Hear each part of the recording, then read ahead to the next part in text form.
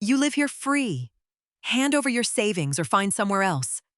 My son, David, delivered those words while staring at me across his expensive oak dining table.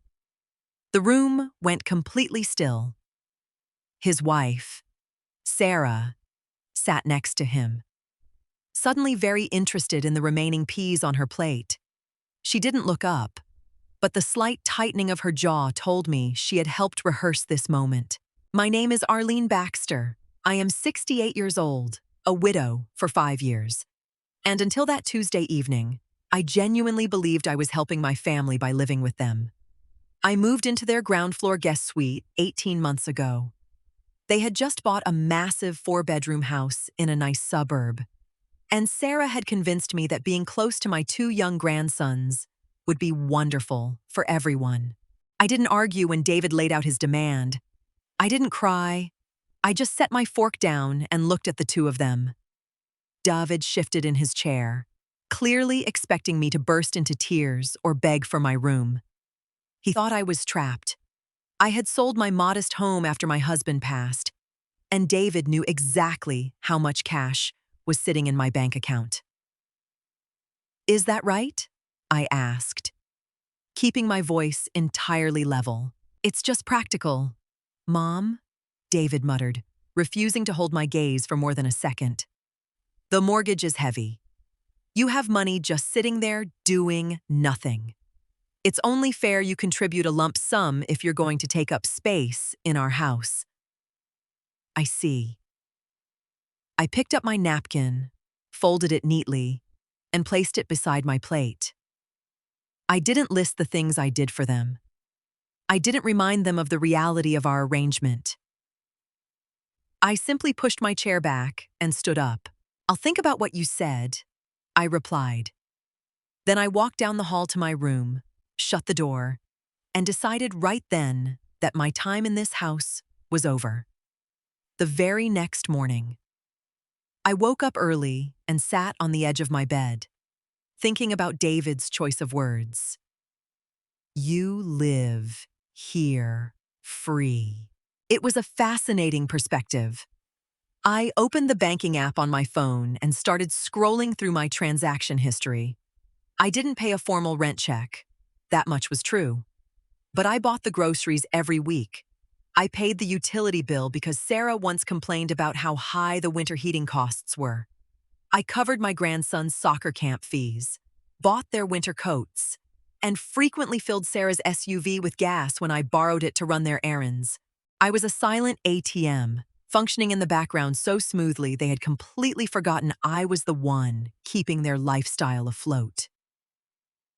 Usually, Wednesday was my grocery shopping day. I would take Sarah's long list to the store and spend around $300 filling their pantry with organic snacks and premium cuts of meat. Instead of grabbing my purse, I made myself a cup of tea and sat on the patio with a book. Around noon, Sarah came downstairs, dressed in her expensive workout gear. She opened this refrigerator, stared into it, and frowned. "Arlene, didn't you go to the store?" she asked, a sharp edge of irritation in her voice. "No, I didn't," I answered, not looking up from my reading. She crossed her arms. "Well, what are the boys going to eat for dinner?" "There's nothing in here. I'm sure you'll figure something out." I smiled, turning a page. Sarah stared at me for a long moment, clearly taken aback. I had never pushed back on a chores before. "I don't have time to shop today. I have a Pilates class, and then I need to get my nails filled." "That sounds like a busy afternoon," I replied smoothly. "Drive safe." She huffed and stormed out of the kitchen. I took a sip of my tea. The invisible checkbook was officially closed. If I lived here for free, it was time I actually started doing exactly that. By Friday, the tension in the house was thick enough to cut with a knife. Sarah had been forced to order takeout 2 nights in a row, and she made sure to sigh heavily every time she swiped her credit card. I simply ate a light salad I had bought just for myself and kept quiet. That afternoon, I logged into my laptop and pulled up the internet and electricity accounts. 8 months ago, David had complained about missing a payment, so I had quietly linked my checking account to the auto pay system to ensure the lights stayed on and the Wi-Fi kept running. I clicked a few buttons, removed my banking details, and turned off the auto pay features. Later that evening, David came knocking on my door. He leaned against the frame, holding his phone, looking more annoyed than usual. "Mom, I just got an email from the power company saying the auto pay was canceled," he stated, crossing his arms. "Did you mess with the account? I removed my card."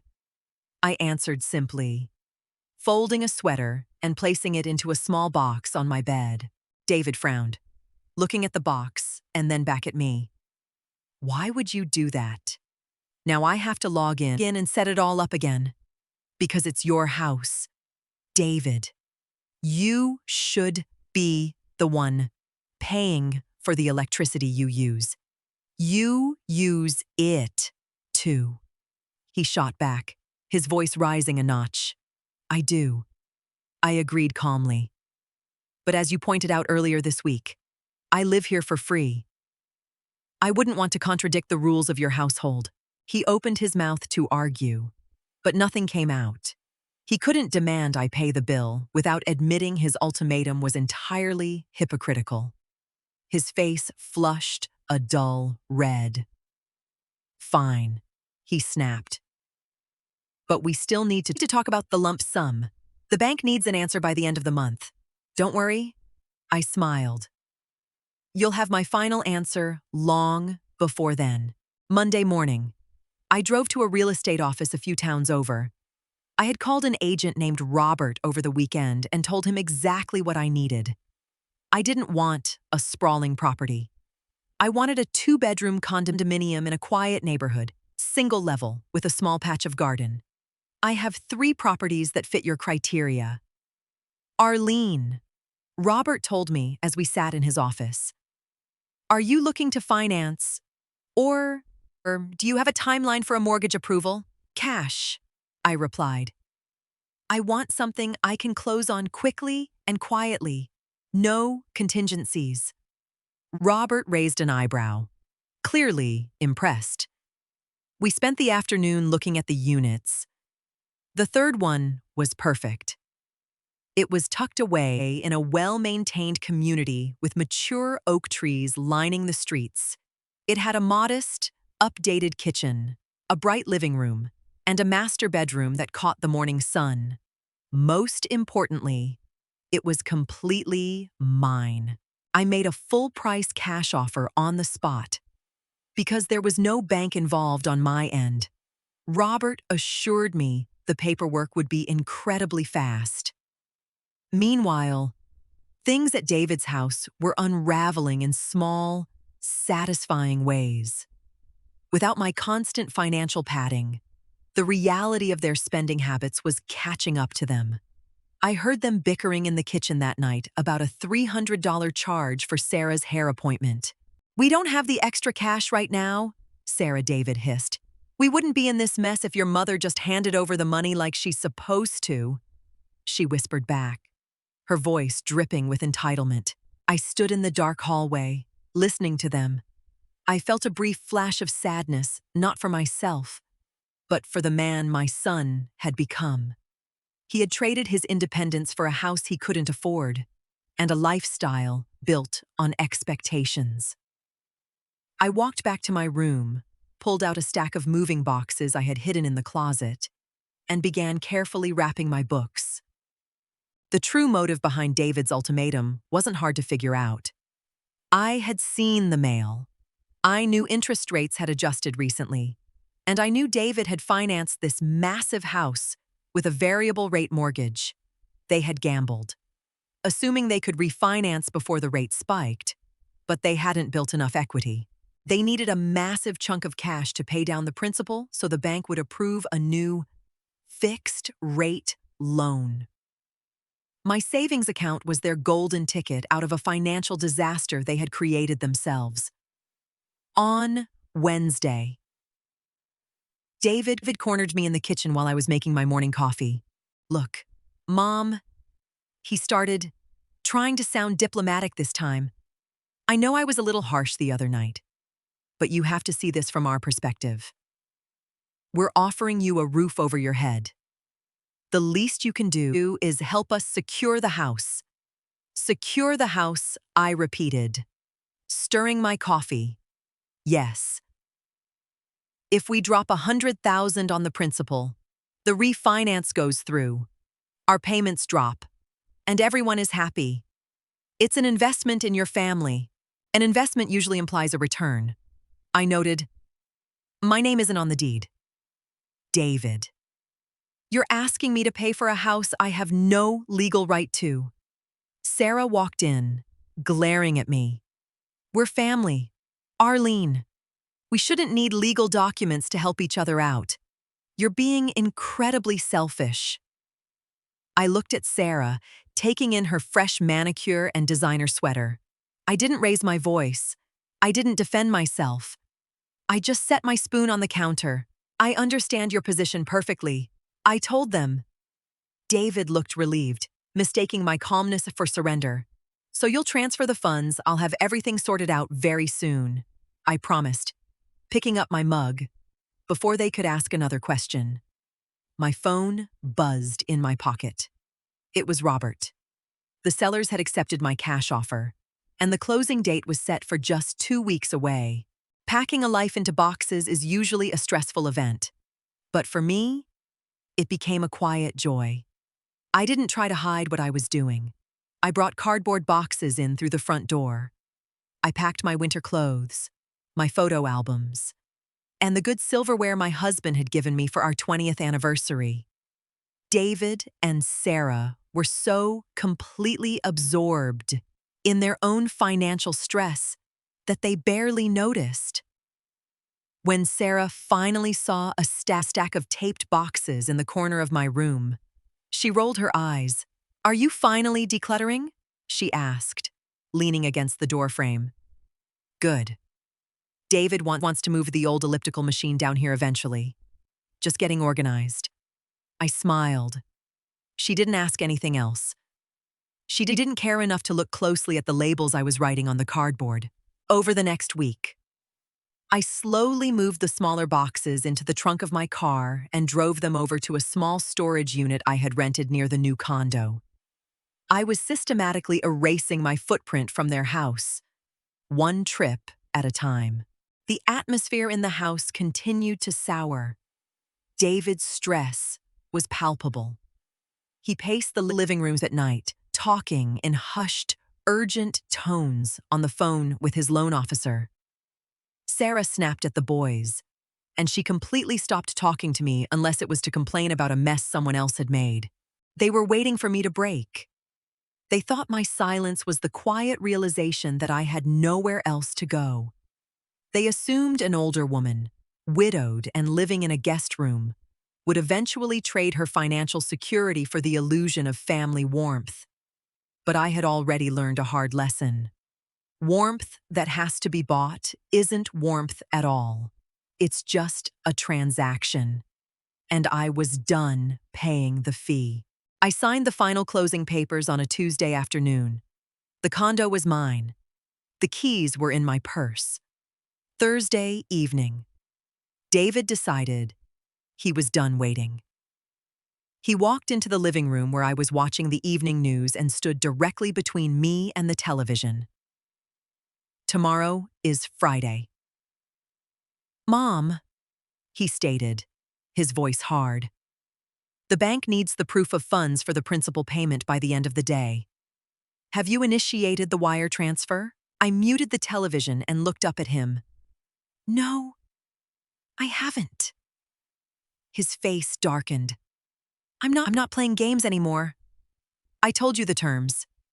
You live here free. You help with the house.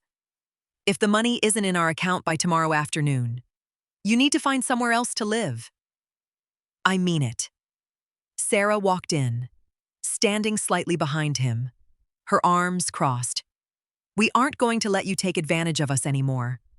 Arlene, the sheer audacity of her statement almost made me laugh, but I kept my expression carefully neutral.